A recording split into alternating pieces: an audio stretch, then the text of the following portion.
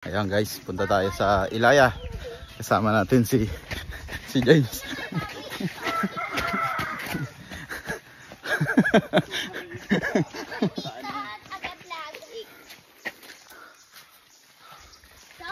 Ako nga pala si Sir Gavin.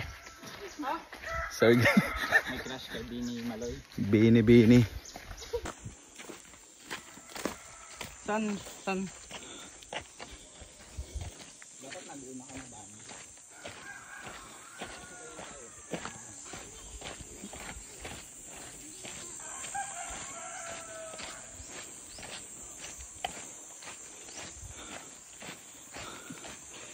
Inig na yan. Hingal mo dyan. Diyan na lang tayo. Malawak oh.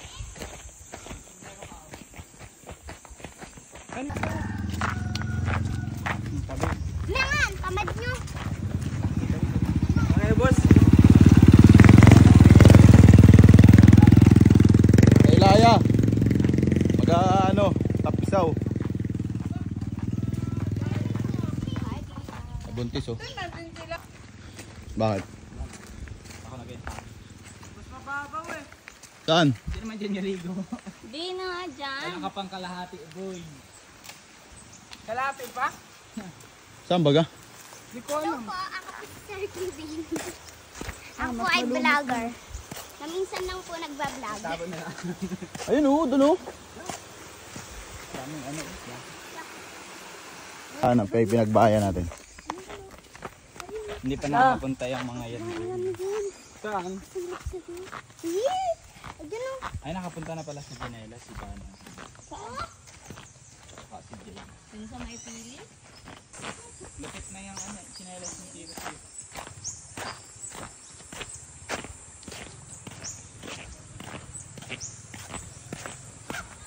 Ganda man din tunog ng ano. Sinelas ni Tito. Bigyan mga sela ko yan. Ay ako. Pagpunta ko.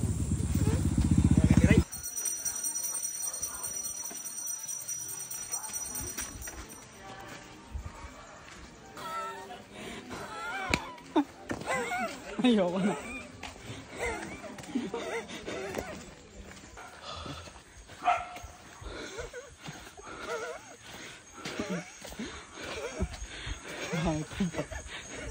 Pagod na pa.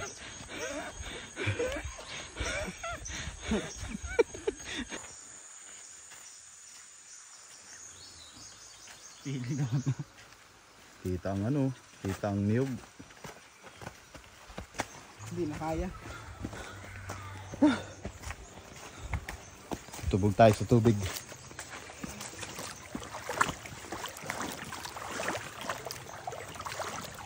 Naglala ba? Ay.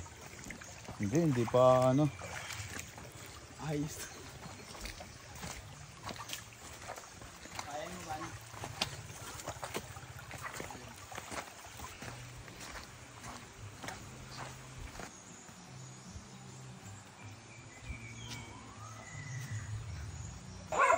Ano yung bayan?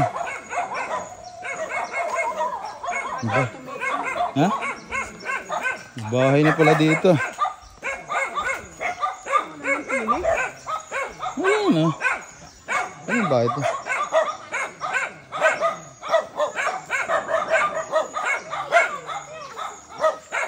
Ano yung bahay? Hindi ko alam. Dali picture mo muna ako.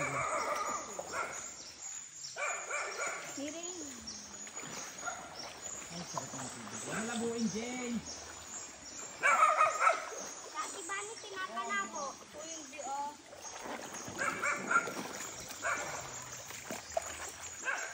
Help me. Ano sabi sa'yo ni Tito Jeremy? Kamukha mo si Carl. Carl, yung ano, tomboy na nag-vlog. Boy.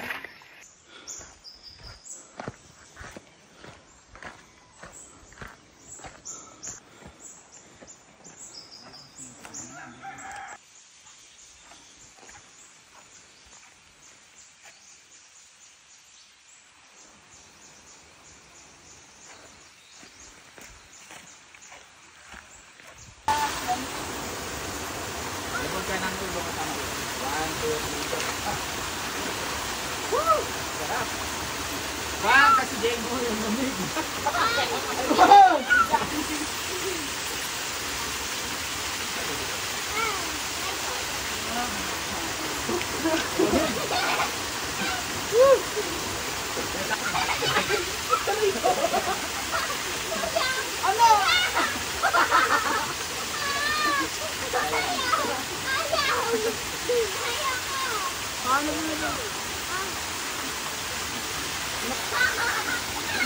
Kala ko ako eh.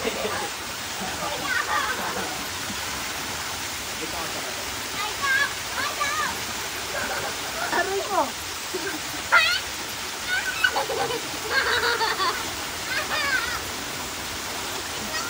O, tara na.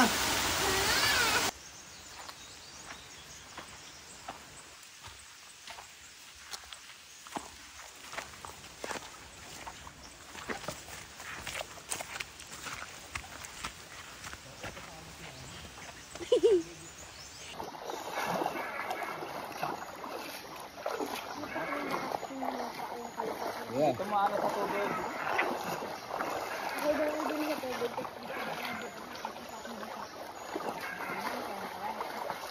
Ay, balasot. Ay, matanggap.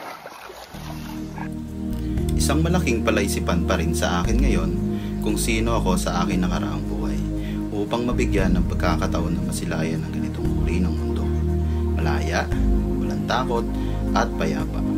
Napakaswerte dahil ako ay nabubuhay sa isang paraisong napakaganda.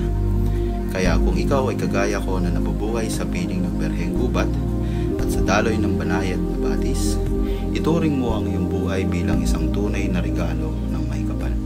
Dahil sa kabilang dako, may mga taong sa halip ay nababalot ng malamig at malinis na tubig ay naroroon at nalulunod sa mga hamon ng buhay.